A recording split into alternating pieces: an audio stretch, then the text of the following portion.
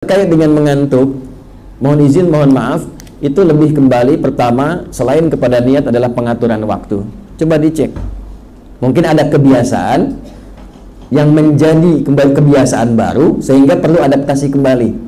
Ya, yang pertama misal belum terbiasa untuk bangun lebih awal, ya, dalam konteks subuh. Maka direncanakan dari awal bangun jam berapa, aktivitas disesuaikan. Alhamdulillah.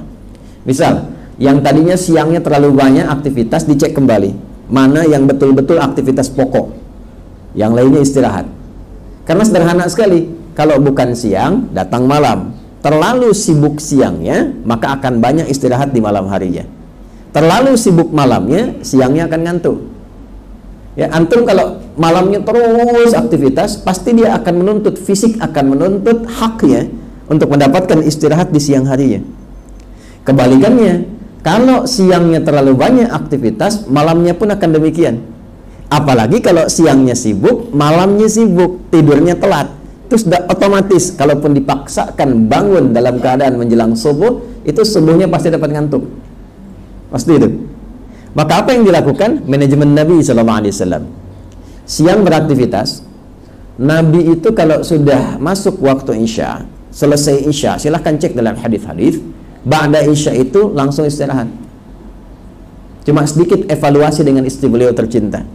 Ngobrol sebentar, evaluasi keluarga. Setelah itu menjelang istirahat beliau istighfar 70 sampai dengan 100 kali dan mengevaluasi kegiatan sebelumnya. Karena perintah dari Allah, fa idza faraghta fansab wa ila rabbika farghab. Kalau telah selesai yang sebelumnya, dipersiapkan yang akan datang. Nah, ini bimbingan ini berlakunya yang pertama itu sebelum tidur. Jadi dibiasakan sebelum tidur, apapun itu dievaluasi dulu.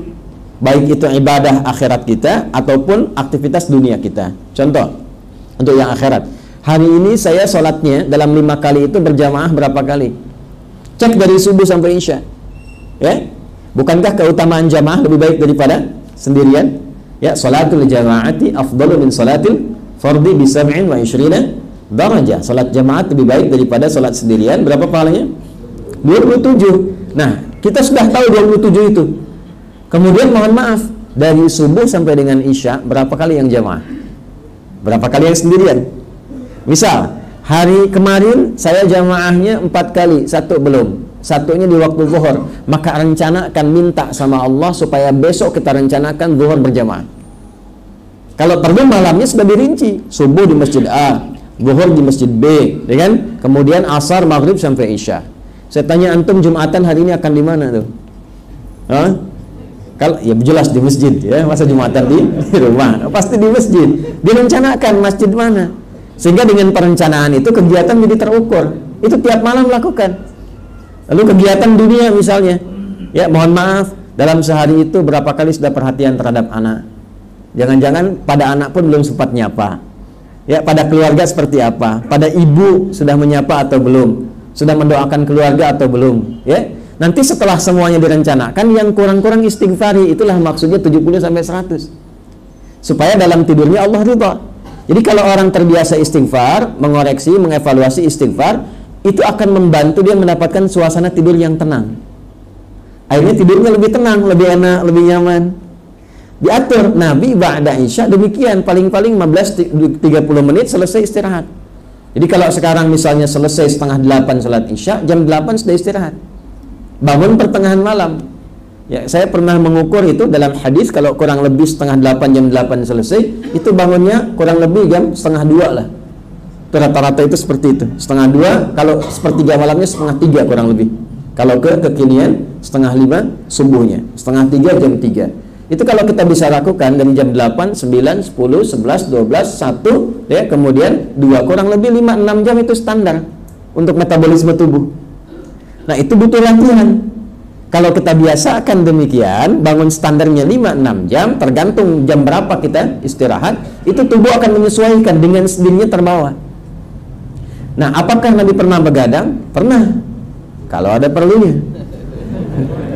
Ya, makanya kan rumusnya begadang jangan begadang. Begadang boleh saja kalau ada perlunya. Nah, Nabi itu tercatat pernah begadang kalau ada perlunya. Apa di antara perlunya? Diskusi hukum, Masih ada hukum-hukum yang didiskusikan dengan sahabat, ya. Dalam konteks berjihad misalnya, Nabi memberikan fatwa, Nabi memberikan bimbingan, itu kadang-kadang sampai lewat. Kalau kita sekarang jam 10, jam 11, ya. Tapi karena tubuh sudah terbiasa, sudah terlatih bangun jam sekian, itu terbawa lagi. Terbiasa lagi, metabolismenya sudah bisa menyesuaikan. Karena itu mohon izin dicek dulu jam berapa istirahatnya, jam berapa tidurnya. Sekarang dievaluasi kegiatannya, mana yang berkualitas, mana yang tidak berkualitas. Yang kurang-kurang bagus, sedikit-sedikit dikurangi. Kalau sudah terbiasa menghindari yang kurang-kurang bermanfaat, itu nanti akan masuk pindah kualitas langsung ditetapkan oleh Allah kepada calon penghuni surga Firdaus. Ya, nggak cukup dengan amin, kita petakan dulu, ya. Di antara ciri khas calon penghuni Firdaus itu meninggalkan segala yang tidak penting. Ya, walladzina hum 'anil lagwi mu'ridun. Quran surah ke-23, surah Al-Mu'minun di ayat yang ketiga. Qad aflahal mu'minun, 1, alladzina hum fi salatihim khashi'un, 2, walladzina hum 'anil lagwi mu'ridun, yaitu orang-orang yang gemar memfokuskan kegiatannya pada yang bermanfaat saja. Jadi kalau tak bermanfaat sudah tinggalkan. Kita bicara tak bermanfaat, diam. Memandang tak ada manfaatnya, palingkan. Malam-malam nggak ada manfaatnya, untuk apa kemudian diteruskan? Istirahat saja. Ya. Wah, ini ada kegiatan bola rame misalnya kan. Nah, jamnya bisa mengganggu aktivitas kita. Sekarang kan eranya sudah berubah. Apa yang dilihat malam bisa ditonton besok. Ya, antum nggak dapat ceramah sekarang, besok-besok tayang di YouTube kan? Ya kan? Jadi kalau bisa dilihat besok, kenapa dipaksakan malam yang merusak inti ibadah kita? Tahajud tuh nggak bisa dibesokin. Dan tahajud malam ini beda dengan tahajud besok. Jadi kalau nggak dapat malam ini, belum tentu dapat besok. Kan belum tentu hidup. Ya, jelas ya? Ya, baik. Wallahu a'lam bishawab.